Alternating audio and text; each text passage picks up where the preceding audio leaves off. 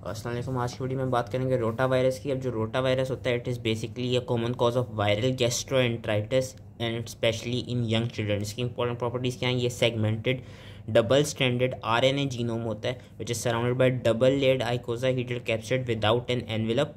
और इसके 11 सेगमेंट्स होते हैं, वो जो सेगमेंटेड होती है जो आरएनए की 11 सेगमेंट्स होते हैं। और उसके पास अपना आरएनए डिपेंडेंट आरएनए पॉलीमरेज होता है। क्यों होता है? क्योंकि जो हम ह्यूमंस हैं, ह्यूमंस का RNA polymerase basically double stranded RNA को सिंथेसाइज नहीं कर सकता, इसलिए RNA dependent RNA polymerase virion के अंदर प्रेजेंट होता है। इस वायरस की 6 सीरोटाइप्स देखी गई हैं।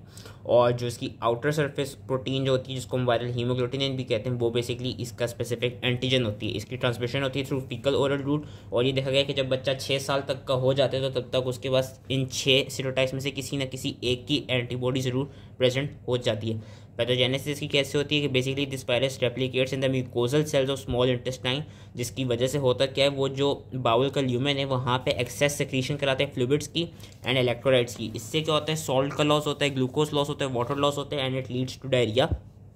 लेकिन इसमें कोई इन्फ्लेमेशन नहीं होती। और जो डायरिया होता है it is usually non bloody, usually नहीं, it is always non bloody. लेकिन ये देखा जाता है कि जो विलाई होती हैं जो स्मॉल इंटेस्टाइन में प्रेजेंट है उनकी ब्लंटिंग हो जाती है, जिसकी वजह से वो जो सरफेस एरिया होता है वाटर की एब्जॉर्प्शन के लिए वो डिक्रीज हो जाता है। और साथ में देखा गया कि कुछ वायरल नॉन स्ट्रक्चरल प्रोटीन होती है लाइक NSP4। NSP4 क्या कराती है? वो as a pore forming toxin की तरह एक्ट करती है। पोर फॉर्मिंग यानी कि वो पोर्स बनाती है सेल्स के अंदर, जिसके थ्रू करती क्या है, वो कैल्शियम आयंस की रिलीज़ करा देती है। और जब कैल्शियम आयंस रिलीज आते हैं सेल्स से तो it also leads to diarrhoea. इसकी इम्यूनिटी ये देखी गई कि जो IgA इम्यूनोग्लोबुलिन है वो बेसिकली इसके खिलाफ इसके स्पेशली री इन्फेक्शन के खिलाफ इम्यूनिटी प्रोवाइड कराती हैं। और छोटे बच्चों में जो कोलोस्ट्रम जो मैटरनल IgA होती है वो इम्यूनिटी कॉज करा रही होती है। क्लिनिकल फाइंडिंग्स इसकी क्या है? Nausea, vomiting, watery non bloody diarrhoea, gastroenteritis in usually most serious in young children. Lab diagnosis क्या है कि आप जो रोटा वायरस के एंटीजन हैं वो स्टूल में डिटेक्ट कर सकते हैं थ्रू एलिसा, या हम PCR के थ्रू रोटा वायरस की RNA डिटेक्ट कर सकते हैं स्टूल में। ट्रीटमेंट इसकी कोई ऐसा नहीं है, मेन बस ये है कि जो क्या कहते हैं डिहाइड्रेशन हो रही है डायरिया की वजह से और वॉमिटिंग की वजह से, उसके लिए ओरल डिहाइड्रेशन और इंट्रावीनस फ्लूइड्स दिए जाएँ। प्रिवेंशन इसकी इंपॉर्टेंट है। प्रिवेंशन एक तो ये कि क्योंकि गैस्ट्रोएंटराइटिस से फीकल और लूट्स हो रहे हैं तो हाइजीन मेजर्स सही रखे जाएं like proper sewage disposal, disinfection of surfaces and hand washing. लेकिन जो मोस्ट इंपॉर्टेंट इसकी प्रिवेंशन है वो है through it's use of vaccine. इसकी 2 वैक्सीन होती हैं, दोनों में लाइव वायरस होता है और दोनों ओरली दी जाती हैं। एक में लाइव एटीन्यूएटेड होता है वायरस और एक में लाइव रीअसॉर्टेंट होता है वायरस।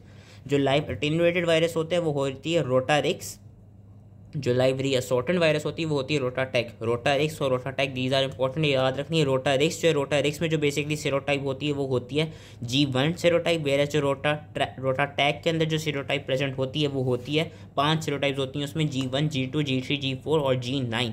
लेकिन ये देखा गया है कि ये जो वैक्सीन हैं इनके through their is increase risk of interception. Interception क्या होती है? बेसिकली इसमें होता है कि जो स्मॉल इंटेस्टाइन है वो थोड़ा इनवर्ट को उसकी इन्वर्जन हो जाती है, जिसकी वजह से एक तरफ से स्मॉल इंटेस्टाइन की ऑब्स्ट्रक्शन हो जाती है। तो वो पेशेंट जो कि जिनको हिस्ट्री हो इंटरसेप्शन की उनको इस तरह की वैक्सीन नहीं देनी चाहिए।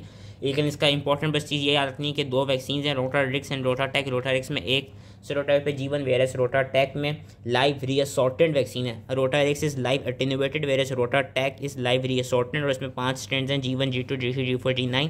और रोटाटैक का देखा गया कि वो उसकी जो आउटर सरफेस प्रोटीन है रोटाटैक की वो ह्यूमन रोटा वायरस है। और ह्यूमन रोटा वायरस बेसिकली इसको इंसर्ट किसमें किया गया? बोवाइन स्ट्रेन में। बोवाइन स्ट्रेन यानी काऊ का जो स्ट्रेन है। और ये देखा जाता है कि वो जो बोवाइन स्ट्रेन है इज बेसिकली नॉन पैथोजेनिक। तो जो ह्यूमन आउटर सरफेस प्रोटीन होती है वही एज वही बेसिकली एक तरफ से इम्यूनोग्लोबुलिन A की प्रोडक्शन को एलिसिट कराती है, जिसकी वजह से फिर हमें इम्यूनिटी मिलती है। So that was it. I hope easily समझ में आ गया एंड थैंक यू।